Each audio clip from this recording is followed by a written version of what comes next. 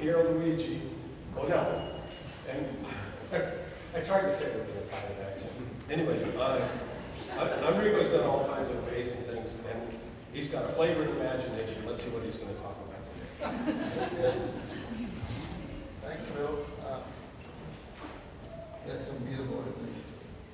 So I'm going to talk about sort of be a bit of a free stream of thought here. This is a bit tongue-in-cheek, early history, because this is really 100% hindsight, which makes things a lot easier. I want to recognize Richard Nesco, who's been a partner in crime on some of the thoughts that have gone into this presentation, which is really mostly conceptual. But I'm going to see if I can get some of that to fit into some of these ideas and convince you guys. A lot of it is based on this paper that we published last year. The co-authors are some of the usual suspects and heavy hitters in the area of invasive species like sandy weevil and canrapha and so on. We tried to get both entomologists and pathologists in this effort to sort of provide some sort of general concept of what we're trying to say, which is that strategic development of tree resistance is really, really important for a variety of reasons. What we do is we actually focus on a subset of invasive species which we call tree-killing pips. So I'm going to be talking a lot about pips, phytophagous insects and phytopathogens. And the ones that kill the trees have certain characteristics. So they are cryptically associated with their hosts, so they're difficult to find, right? Eradicate and contain. And that's the case for all pathogens and many different insects.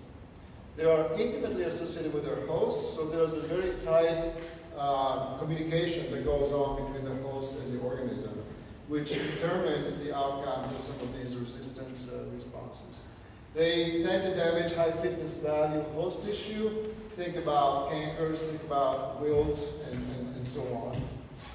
And kill a large proportion of naive trees, or co-evolved trees with compromised defenses. And so, for example, Ramorum fits a lot of these traits, but I'm talking about stuff like laurel wilt, I'm talking about emerald ash borer, white blister rust, all of these bad actors, show these particular features that fit with what we're trying to say. And an interesting thing that if you plot intimacy of association against the fitness cost of tissue damage by these guys, you will find that what we're talking about tend to fit in the top right corner there. So we're talking about phloem and wood borers as far as insects are concerned, and cankers and vascular wilts.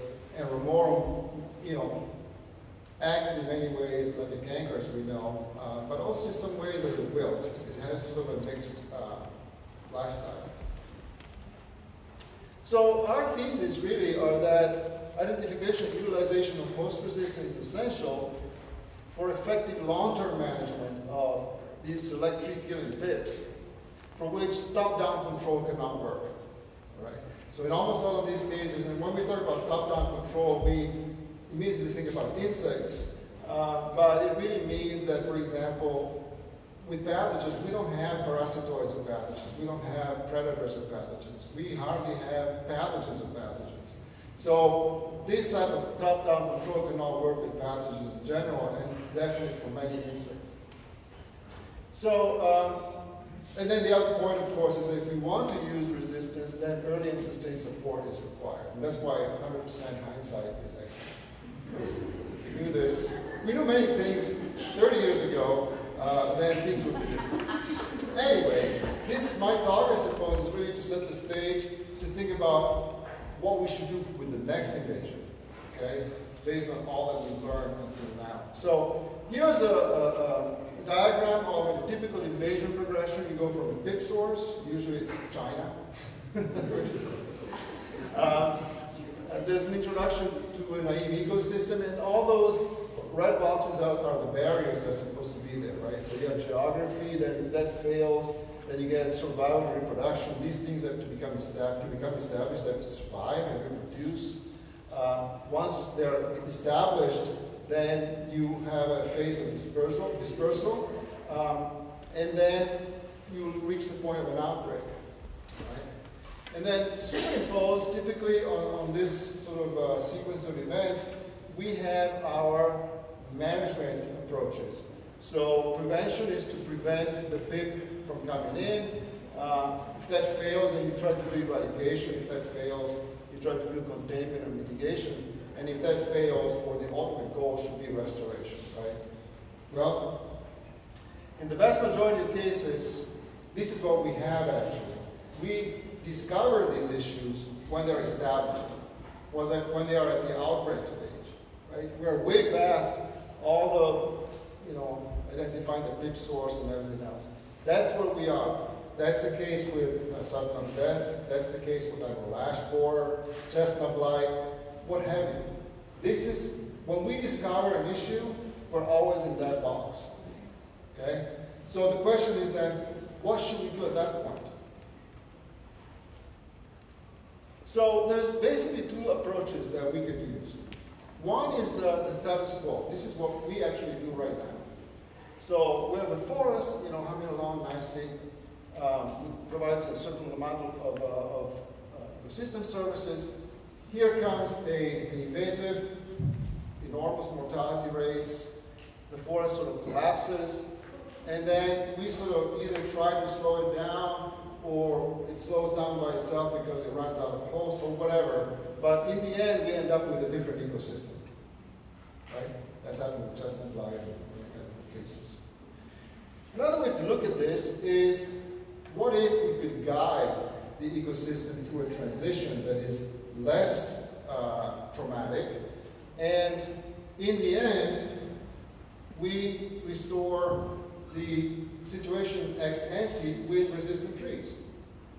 So the question always is, we do all these things to fight these invasions because we'd like to really go back to the ash forest in the eastern United States. We'd like to go back to the tan oak forest or the coastline oak forest here in the western United States. Well, that's not going to happen unless you intervene through this approach of long-term ecosystem transition, because otherwise you're stuck with a diagram at the top. Okay? So our contention is that if your ultimate goal is to go back to what you had before, the only way to do that is through the selection and breeding of resistant stock that can be replanted, and or the protection of resistant trees in the landscape, as Anna Conrad was talking about. I contend that these days, and that's why hindsight is easy, we do have the tools to actually embark in large-scale programs where as soon as we discover that we have an invasion, we can actually start selecting and breeding for naturally resistant trees. And we can use all sorts of different approaches, but basically, I think what will be making the most sense is to use a sort of genetic approach where we look for natural resistance in the population or in sister species, and we exploit that rather than to go into transgenic approaches. But transgenic approaches can also have their place. As you know very well, I'm sure a lot of you, is the case with chestnut blight, with Bill Powell's work at SUNY ESF in New York, where they transform chestnut with an oxidase, I forget what it is, oxidase gene that actually stops, or slows down the infection process by Craphonectria parasitica. And it's a very, very good success story with transgenics. But then you go into, you run into all sorts of problems with the ecological acceptance and so on. But having said that, we have a lot of tools these days to actually accelerate the process of selecting and breeding trees for resistance. Of course, marker-assisted selection and molecular breeding. One small example is provided by this study that came out in 2016. This is in relation to ash dieback in Europe, which has been on the rise since sort of the mid-90s. Some guys were able to find SNPs associated with resistance against this particular pathogen. I'd like to spend a few words about chemical markers, because that's what we've been doing in my lab, and especially with Anna's work. I'd like to talk very briefly about Fourier transform infrared spectroscopy that provides chemical fingerprinting to identify trees that are resistant or susceptible to a particular pathogen. And in this case, in our case, it's ghost light oak. This was supposed to move very fast. It's not working, but this is just to say that the technique is based on the specific absorbance of infrared radiation by different molecular bonds in 5 minutes, okay. In a matrix of compounds, and that gives you a fingerprint that will look like this. And so this is actually data that we obtained using on ghost light oak and sudden of death. We're using that fingerprint region. Anna was able to find out that we can actually separate susceptible from resistant trees by looking at the chemical extracts from trees that are completely naive. So that these are the same trees that she was talking about from bryonis. So this is way before they ever become affected by Phytophthora or more. Well, if we do this kind of analysis, we can very successfully predict which trees are resistant and which are susceptible without ever inoculating them to do a test of resistance or susceptibility. The same thing we've done later in a large study in Europe on ash dieback. I just want to go through this very fast. But we looked at accessions of ash from Northern Europe to Southern Europe, different locations. And we looked at the FTIR spectroscopy of extracts from the leaves and the twigs. We found out that the twigs were the better predictors. And once again, we were able to get close to 100% accuracy in predicting resistance or susceptibility of European ash to ash dieback, which is Amenocyphus fraxineus. Now, we decided that we want to take it further, and the ideal situation for us is one in which we can take a portable detector and take an instantaneous reading from a tree and be able to tell if the tree is resistant or susceptible. So literally yesterday, we went to Briones. We brought with us a Raman spectrometer, and essentially what we did was open up a little window in the bark, and Anna would place the sensor against the phloem, take a reading, and then hopefully we'll be able to separate resistant susceptible trees simply on the basis of this tricorder type detector that some people like to refer to.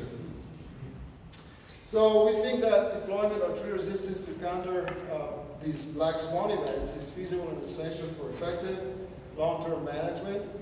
And we think it's arguably the only real solution to forest ecosystem restoration. If you want to go back to the situation before the actual invasion occurred, this is really arguably the only solution to these invasions. And the corollary then is work on resistance should be initiated and sustained as soon as these tree-killing pigs are discovered. That's why I had that title, sort of in 100% hindsight. We should have studied this 30 years ago, and not, in this decade. So, to go back to the 4 elements of management that I mentioned earlier, really, working on resistance should start right when we have a detection and where we try to do early detection and rapid response. That's when we need to start working on resistance. And to do that, you need to, you would have to be well organized. Obviously, you would have to create, organize, and characterize locally adapted germplasm, collections. So these would have to be regional collections for different kinds of species, because this has to be done in advance of any potential new invasion. And really, more lately, I put together a concept paper where we are arguing with a bunch of people that are listed at the bottom there, that the only way to deal with invasives in forest environments going forward is to create something that is akin to the Centers for Disease Control for human diseases. And we call these the Centers for Forest Pest Control and Prevention. And I created this diagram, which is part of this sort of concept paper that is under review at the moment. But basically, you would have a director, it would be under the USDA, and then you would have different centers. In different centers, there would be,